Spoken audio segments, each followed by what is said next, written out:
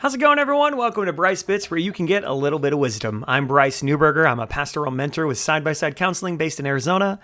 Let's dive on in. So we're going to be in Bad Roommates again, which is always a little less saucy and probably a good breath of fresh air from time to time.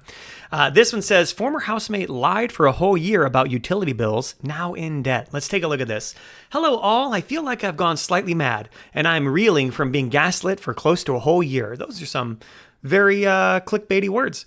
I found out very recently that my former housemate had been lying to me about a fat debt we incurred from utility bills for nearly an entire year. Okay. Right to be mad, first of all, seems like it. Gaslit, maybe not. We'll see. I mean, if the utilities were being shut off and they're like, weird, must be a burst pipe, that would be gaslighting. Otherwise, this is just lying. But let's see. Backstory. I posted about this twice now on Reddit. Our energy complaint sent us a billing of close to 2,000 quid middle of the year. I was hell-bent on disputing the debt as illegitimate and overinflated. Classic case of capitalist corporation feeding off consumers. She was adamant not to, and we had a massive falling out from that. Okay, that sounds like there could be some gaslighting there. I went ahead anyways to escalate the dispute to National Energy Watchmen and made a case around how the company cannot engage in such opaque and unfair billing practices. Man, I love their vernacular so far. They responded yesterday. The company has been reaching out to my housemate, account register her, plus contact details. Okay. Register to her, contact details, that's good, since January of this year. So it is currently October, so 10 months they've been doing this. Informing her that the electricity meter was not working right and we were incurring debt as a result. Okay. Interesting. The electricity was not working right and we were... Okay, interesting. She knew of this since January and only informed me close to 6 months later when the debt has snowballed into something completely out of hand. We could have resolved the issue before it even became an issue, all right? I confronted her about this in classic nature. She refused to take here we go. I confronted her about this and she refused to take responsibility. And in classic nature, she refused to take responsibility. Admit even a modicum, this is a good vocabulary this person has, of fault. Modicum, good words, and has somehow turned the blame on me. Now that is gaslighting, okay? I'm in so much shock right now. I've been under insane stress from this debt for the past 4 months, and she knew this entire time. Okay, let me put on my session hat, right? Let's do a quick session here. First of all, let's breathe. Okay, let's just breathe. Sometimes when we have stuff in our lives where it seems like the worst thing ever, what we need to do is actually not avoid it. We need to walk down that road a little further. Okay, let's talk about this debt. Let's look at what happens if you're saddled with this debt. What can you do? Well, there's payment plans, right? There's debt consolidation there's all sorts of different help you can get. You can turn to institutions, right? This looks like it might turn into a legal battle. Let's just go down that road. Let's just sit in that tension for a little bit and realize, okay, even if it happens, even if the worst thing happens, you're going to be okay, right? Life goes on. This doesn't tell me how old you are, but you'll survive, right? So first of all, this sucks. This is not fair. I'm so sorry that you're in this situation, but also, even though it's unfair, even though it's unjust, even though this has happened, let's just breathe. Like, it's going to be okay. Like, we're going to get through this, okay? Deep breath. We're going to get through this. All right. Now let's look at some of the stuff we can do to take on this problem, right? We've breathed. We've considered the worst options. Let's look. Okay. So, yes, this was a bad roommate. This was a bad housemate. I'm surprised that you're in debt. You said that it was registered to their name. And so I'm curious, right? I'm in America, and when you're talking about quid, I imagine you're not. You're from probably across the pond, right? So I'm not sure how the legal system works over there, and I'm not going to try to give you legal advice, but here's what I will say. You should get some legal advice, right? You should turn to someone who is professional in this. You should turn to older mentors in your life. Hopefully you have some, whether that be parents, grandparents, or just maybe coworkers, people that you can trust who are older than you, who've been around the block. The situation you're in, is not so rare that I believe no one in your circle will have gone through this. But so I would say reach out, get some good, like there's times in I'm 34, but there's times in my life where I'm like, I need an adult, right? Where I have men in my life who are men and women, but I meet with a group of men at least once a month, usually twice a month, who are just older, wiser, grizzled. And I have men in my life who are younger than me. I'm 10 years older than them, and I'm older, I'm wiser, I'm grizzled. And so we help each other on a scale, right? And so some of the younger guys are going through stuff, and I'm like, hey man, just breathe, we'll get through this. And then a lot of times I'm going through stuff, and these older guys are like, hey man, just breathe, it's going to be okay, right? So tap into those relationships. That's why community is so important for us. But tap into those relationships, get some advice, then get some professional advice. Don't just settle for their advice, but see if anyone knows a lawyer, has a lawyer friend, knows the law. Ask the company themselves who you've been talked to. First of all, apologize. I always try to be overly nice over the phone to customer service representatives because in the corporate world, I came up through those call centers for a long time, so I always try to show them some love. They didn't create the problem, your roommate did. They're not the bad guy, right? There's a bad actor in this relationship. It's not you. It's not the utility company. It's your roommate. So, call them, be nice over the phone, take a deep breath and say, hey, I was lied to about this. Their name's on the bill. What can I do to remove my name from the debt, right? Or however that works. I don't know what's fair. I don't know what is equitable. That's a lawyer problem. So definitely get some legal advice for this. But I will say that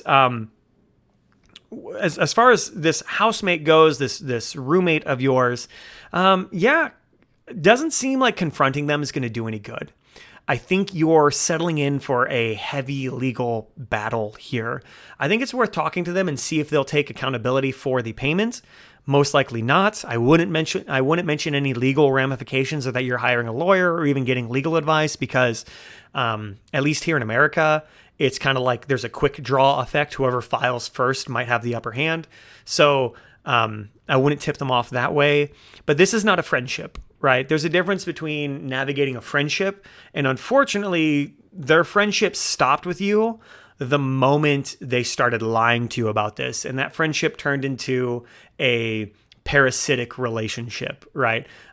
Seems like they were not living up to their right, in a symbiotic relationship where two people are mutually coming together and benefiting. This is not a symbiotic relationship. It's parasitic. It seems like this one person has gotten themselves irresponsibly in debt and has unfortunately drug you into that debt with them. So be careful, float the conversation, see if they're willing to acknowledge the debt is theirs and not yours, right? But tread carefully. Let's read some of the comments here. Let's see what other people are saying. So it's in her name. Oh, here we go. It's in her name. It's her bill. Stop stressing over it. She caused this problem so she can pay it. Let's look at this. Because I'm curious to see what other people reply to that. Ever had roommates? The problem is when she doesn't, the lights go out on op, and we know people like this aren't going to pay. Yeah, you get out. I would say the utilities going out is less of a problem. Being stuck with that massive debt is a huge problem. I would get out of this relationship ASAP. This person has obviously violated their terms of partnering with them in being a housemate. Get out. Go live with your parents if you have to, but get out of this. It sounds like they don't live together anymore. Former housemate. Oh, that's a good catch. But I'm honestly not sure why Op would be so stressed if that's the case. I agree. Okay, Op has responded. No, my name isn't on the bill. Okay, that's good. But she's threatening court case if I don't pay an exact half of it. So see, she already got the legal side, or she's already talking legal. Cut contact and ignore her. You're not legally responsible for her bill. Yeah. Again, I don't know your laws. I have been in the public eye for a while. This is my new YouTube channel, but I've been in the public eye for a while. I preached a sermon on stage. I had someone send me a letter threatening defamation because they thought I told a story about them. But no names were given. It was a story from 15 years ago. And I looked at it and you know what? It looked like it looked like horse crap. I'll be honest. It looked like it was nothing. It definitely did ruin my lunch because I was out to dinner with my wife, and we were just getting to Red Robin, the Dirty Bird, and we were getting to Red Robin, sitting down for food, and then I got this email. It totally wrecked my appetite. Unfortunately, should have had a better boundary for emails like that. But seemed like bullcrap. I floated it past a lawyer friend contact that I had. They were like, "Yeah, it looks like bullcrap," and I ignored it. And I was fine. There was just someone looking for an easy dollar and thought they could get it off of my backside, which they couldn't. I would say with this one, cut contact, ignore her. You're not legally responsible for the bill.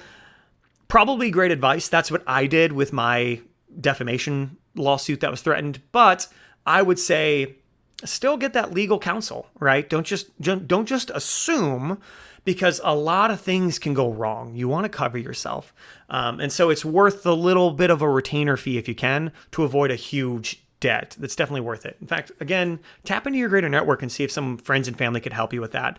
It's good for us to have these bonds that we can draw on. Yeah. Okay. So, there's a fun little one. Here we go. Let me read this. I feel this. We found out my sister was taking our money and lying about paying the house payments on our dead mom's house. When we found out, it was up for auction with the bank foreclosure. Oof. Hope y'all pulled up and served some family street justice. Don't do that. Don't do that. OMG. What? That's insane. Justice served? Question mark. No update on that one. But yeah, so no street justice. Don't do that. Don't physically assault someone. This is not a physically assault situation.